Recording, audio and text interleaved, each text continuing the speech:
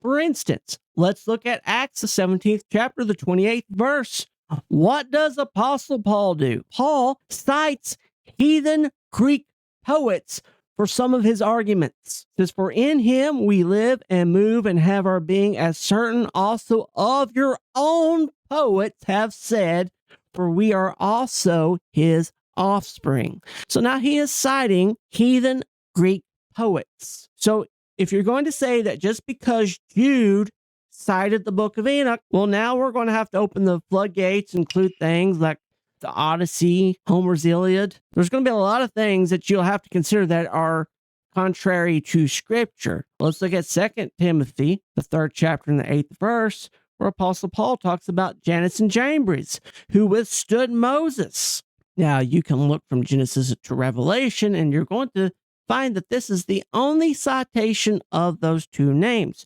So where did those names come from? Well, they came from the Midrash.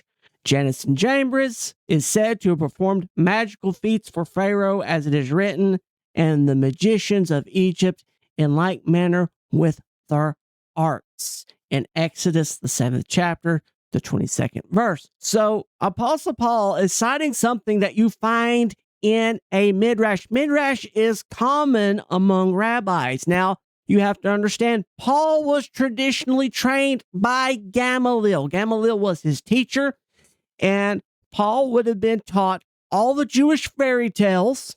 He would have been taught legalistic and non-legalistic interpretations of Scripture. He would have had traditional rabbi training by Gamaliel. Gamaliel was considered one of the greatest teachers of his time. We also find that Jannes and Jambres is found in a Targum. Again, not a literal translation of Scripture, and it's incorporating something from a Midrash. So again, if you're going to say that the book of Enoch, this right here, should be considered divinely inspired, well, now we have opened up the floodgates for the Talmud.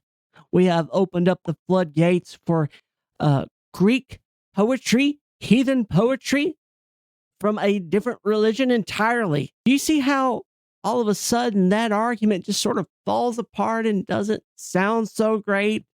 I mean, it sounds good in the moment until you have all the information, and then you realize how silly that argument is. I cite from all kinds of things in my ministry. I've read from Enoch. I've cited from Enoch. I've talked about Enoch.